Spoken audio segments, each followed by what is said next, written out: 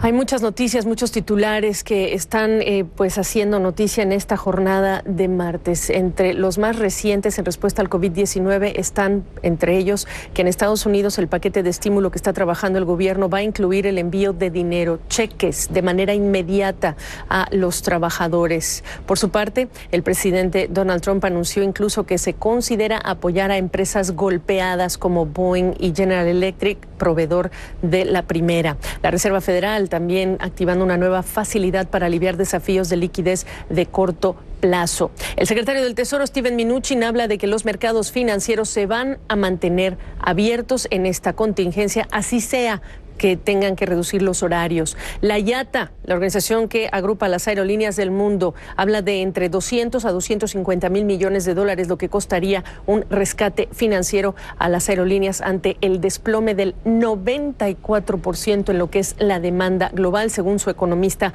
principal. En el sector automotriz, United Auto Workers, este sindicato, dijo que el liderazgo está solicitando, le está pidiendo a las llamadas Big Three, es decir, a Ford, a General Motors y Chrysler, que por 2 semanas suspendan operaciones para proteger a los trabajadores. En otras latitudes, en España, se anunció un paquete por más de 200 mil millones de euros para mitigar el efecto del COVID-19. El gobierno ha dicho que va a impedir que empresas extranjeras tomen control de aquellas firmas locales que han visto su valor desplomarse. Lo mismo se escuchó, algo similar desde Francia, por ejemplo. Bruno Le Maire, ministro de Finanzas, también dijo estar listo para apoyar a empresas locales afectadas por esta turbulencia financiera, al punto, dijo, de ser necesario de nacionalizarlas. Así que estos son los anuncios más recientes de autoridades en todo el mundo, pero las que tocan a Estados Unidos sí han traído algo de alivio a los inversionistas y a los trabajadores. Quiero saludar hasta Buenos Aires a Darío Epstein, director de Research for Traders, para hacer el análisis con esta servidora de lo que estamos viendo el día de hoy en el mercado. No sabes qué gusto me da volverte a ver. Hace muchas crisis que no nos veíamos, afortunadamente, Darío. ¿Qué de lo que has escuchado de las autoridades en Estados Unidos te trae alivio? ¿Por cuánto tiempo? Bueno, mira, nos vuelve a juntar una crisis, así que cada tanto nos vemos. Básicamente lo que estoy viendo en Estados Unidos, lo que estamos viendo y hablando con instituciones allá es lo siguiente. Lo primero que hizo Estados Unidos fue buscar mantener la liquidez del sistema. Anunció rebajas de tasas, anunció que iba a inyectar liquidez, básicamente lo que en Latinoamérica conocemos como imprimir dinero, y que los bancos tengan capacidad suficiente para atender las necesidades financieras de los sectores que ellos sirven.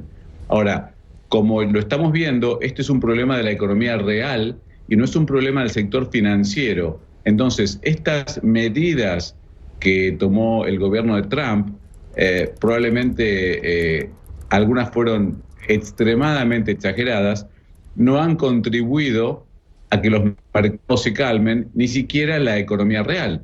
Entonces, hoy lo que estamos viendo es que el gobierno está acercando más a lo que está haciendo el sudeste asiático, medidas fiscales y no monetarias. Está hablando de ayuda a las pymes, de ayudas regionales, aún de darle dinero a la gente para que pueda consumir. Así todo, David, tenemos el problema que no sabemos cómo solucionar, que es el siguiente. La forma de evitar el contagio es que la gente se aísle, que hagan cuarentena. Claro. Entonces, por más que tú les des plata, el consumo, que implica salir y comprar cosas, va a estar restringido igualmente. O sea que en este momento lo que estamos viendo es, lo que nos preocupa son no las empresas grandes que pueden negociar un bailout o un salvataje con el gobierno, sino las medianas. Por ejemplo, tienes un restaurante. Ese restaurante va a estar vacío los próximos 15, 20, 30 días. Claro. Esa persona tiene que pagar sus sueldos, sus impuestos, su renta. Esa es la persona que no sabemos cómo va a ser el gobierno para llegar, cuál es la capilaridad que tiene para llegar a esa persona y ayudarla, porque esa es la persona que está más comprometida y es la mayoría del trabajo, no solamente en Estados Unidos, sino también en Europa y en Latinoamérica. Claro. Servicios. Y Darío, no hemos hablado de la ola que va para América Latina, pero ya tenemos muchos gobiernos en tu país también anunciando las restricciones correspondientes. Sabiendo que en América Latina también prevalece una elevada informalidad, háblame de ese desafío y de los que se vienen, porque esto hay que tener mucha paciencia, porque hay que hablar de muchas semanas en las que todavía nos faltan para que atravesemos este episodio del COVID-19. Tal cual, hay algunos países que están tomando medidas. De hecho, si tú miras, El Salvador ha sido el primero, el más agresivo en tomar medidas drásticas para evitar el contagio. Argentina ha tomado medidas importantes, por ejemplo, ha cerrado los colegios a partir del lunes pasado. Luego tú tienes otros países que están algo más negadores, como el caso de Brasil, pero que eventualmente va a pasar como ha pasado en Inglaterra. Primero dicen que no y luego van a tener forzados que tomar medidas.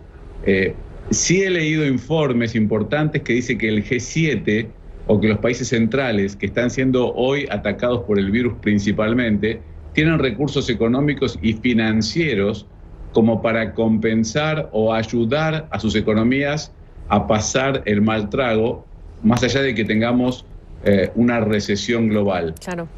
La preocupación importante es qué pasa con países de África o de Latinoamérica, cuyas economías dependen en muchos casos de la venta de commodities, que van a caer tanto en precios como en cantidad, y que no tienen recursos fiscales y en algunos casos no tiene crédito para hacer frente a una situación como la que vamos a vivir.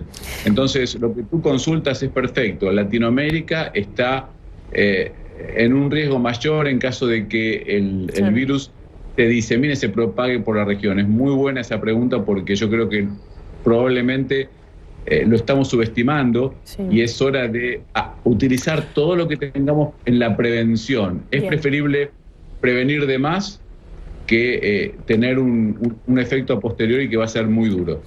Y apenas empezamos a hablar de Latinoamérica, te agradezco muchísimo y nuevamente el contacto. Estamos en comunicación permanente, Darío Epstein. A las órdenes, Gaby. Buenas tardes.